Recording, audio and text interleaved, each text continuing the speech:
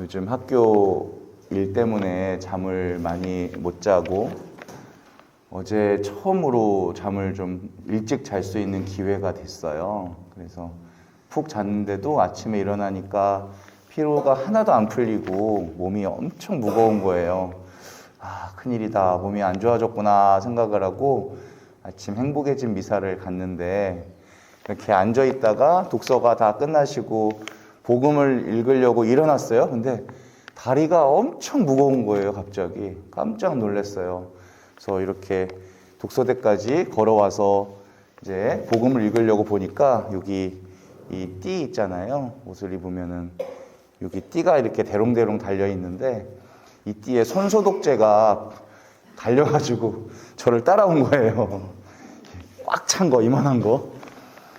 이게 이렇게 돼가지고 오는 걸 모르고선 아, 큰일 났구나 생각을 했어요. 그래서 손소독제를 여기다 올려놓고 복음을 읽었습니다. 그렇게 우리를 무겁게 만드는 것들이 있어요. 갑작스럽게 다가와서 내 마음을 무겁게 짓누르는 것들이 있어요. 우리가 서로 사랑한다고 말하면서도 서로를 무겁게 만들 때가 있어요. 신기하게도 사랑하는데 사람들에게 상처를 줄 수가 있어요. 왜 그러냐면요. 내가 사랑하는 그 사람이 내 스타일대로 있어주기를 바라기 때문이에요. 내가 널 사랑하니까 될 수 있으면 네가 내 마음에 들었으면 좋으니까. 사람은 누구나 이런 욕망, 욕심이 있어요. 이 욕심 때문에 내가 상처를 받는 거예요. 누가 나에게 상처를 주는 게 아니라. 가끔은 일방적으로 사랑을 너무 주다 보면 받는 쪽에서 부담을 느낄 때도 있어요. 안 주는 이만 못한 게 돼버려요. 하지만 진정한 사랑은 자유를 주는 거예요. 언제든 떠나보낼 수 있는 마음이 있어야 돼요. 그리고 내가 떠날 수 있는 자유로움도 함께 있어야 그게 바로 진정한 사랑이에요. 십자가의 성령님께서는 이 점에 대해서 사랑에 불타는 영혼, 진정한 사랑은 조금도 피로하지 않고 또 남을 피로하게 만들지도 않습니다. 라고 말씀하세요. 그렇죠. 사랑하는데 왜 피곤하겠어요? 주님께서는 우리를 사랑하신다고 했어요. 어떻게 사랑하셨냐면 십자가에 달려 죽기까지 사랑하셨어요. 심지어 내 손에 못을 받고 있는 그들의 자유의지까지도 사랑하셨어요. 존중해 주셨어요. 못을 박아라. 주님과 함께 머물면 그래서 힘들어요. 몸과 마음이 다 힘들 수밖에 없어요. 하지만 내면에는 힘든 만큼의 기쁨이 있을 거예요. 여러분, 예수님께서 정말 함께 계시는 것이 분명하다면 두려울 게 없을 거예요. 근심 걱정도 없을 거예요. 뭐 다른 조건 따위는 필요 없을 겁니다. 풍랑조차도 잔잔하게 만드셨잖아요. 그런 예수님이 정말 나와 함께 계시는데 그러면 다 끝 아닌가 이제? 그렇다면 그 예수님께서 나와 정말 함께 하시다는 것을 우리는 어떻게 아느냐? 내가 지금 가는 길에 그분이 나를 인도하고 계신다는 것을 내가 진짜 어떻게 아느냐? 그게 중요하겠죠. 바로 그 대답을 오늘 복음에서 해주고 계신 거예요. 예수님께서. 예수님께서 나와 함께 계시다는 것을 우리가 확인할 수 있는 아주 확실한 증거가 있다는 거예요. 증거.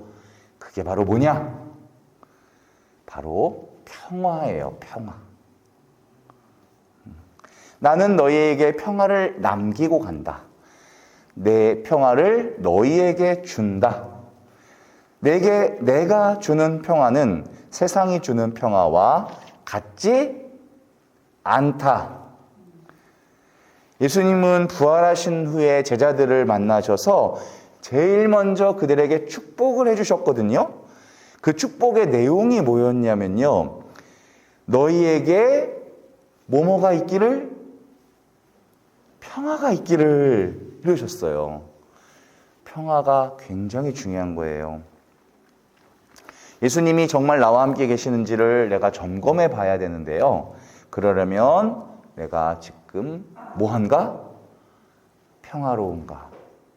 혹시 마음속에 근심이나 걱정, 두려움이 있는가, 없는가? 때로 우리는 하느님 말씀을 잘 산다고 하면서도 마음에 두려움이 일 때가 있어요, 없어요? 있어요. 그때 그거에 속으면 안 돼요. 마귀가 하는 짓 중에서 가장 우리가 이기기 힘든 짓이 뭐냐면 거짓 두려움이에요. 실제로는 두려워할 일이 아닌데 내 마음속에 두려움으로 내가 꼼짝 못하고 있는 상태.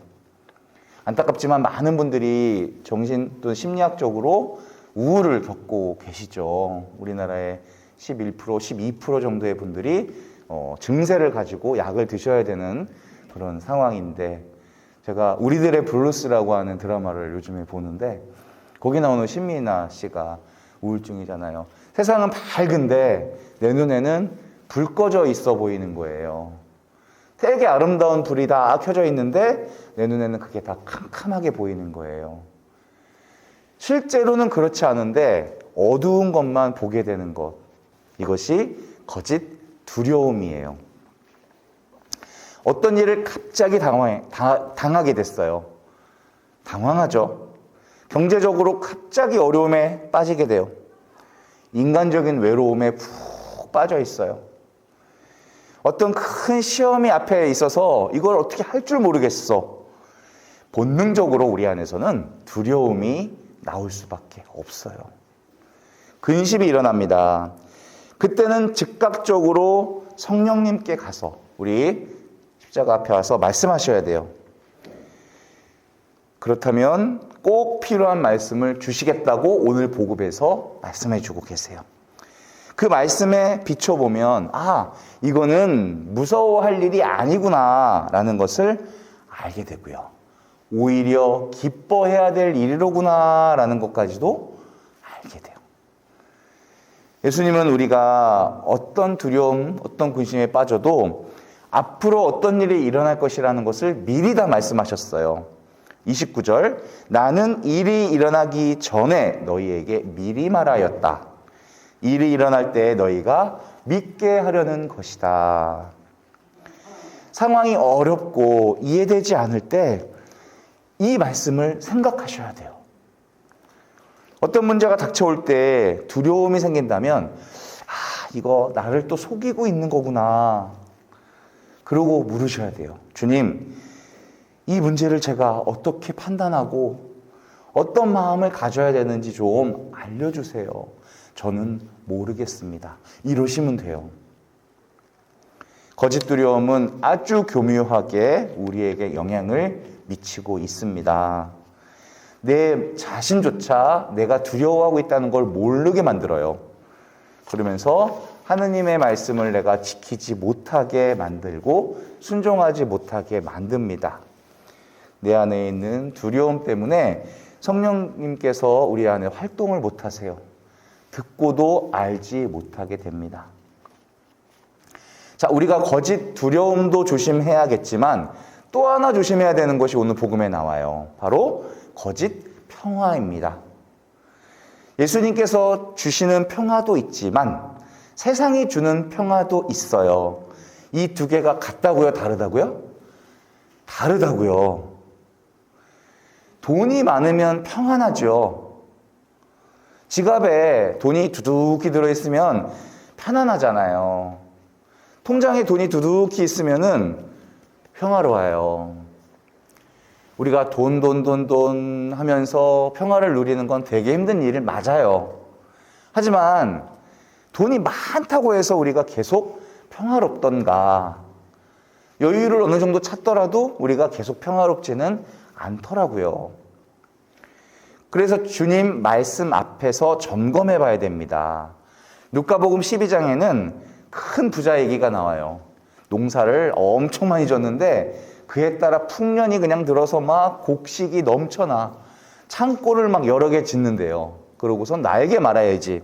이제 쉬면서 먹고 마시며 즐기자. 더 이상 일 따위는 하지 말자.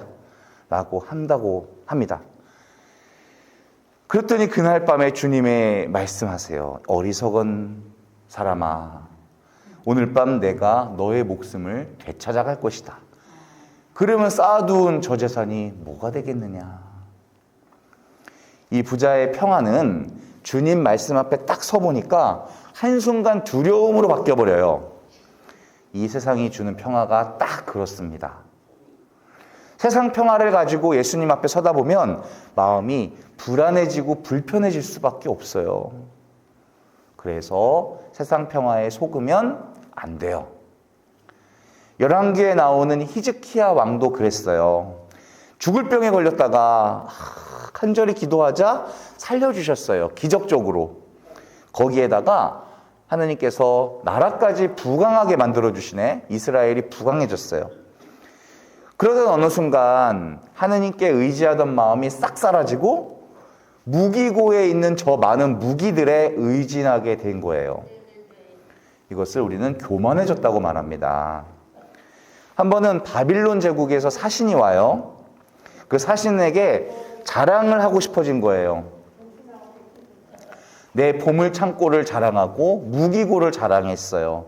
너 한번 봐라. 와서 내가 얼마나 부자인지, 우리나라가 얼마나 강한 나라인지 너 좀 한번 와서 봐.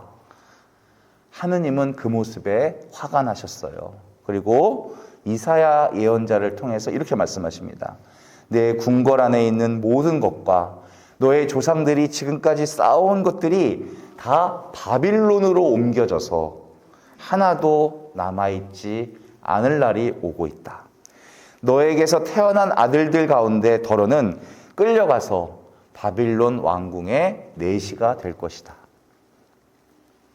세상 평안한 줄 알았더니 하느님 말씀 앞에 딱 서보니까 그게 가장 두려운 일이었다라는 거예요. 이것이 바로 거짓 평화입니다.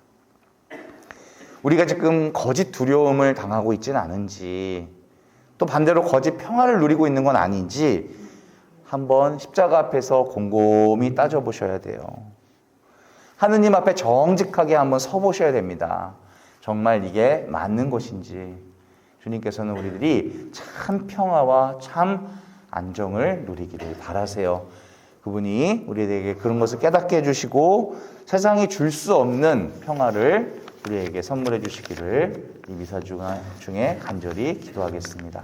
아멘.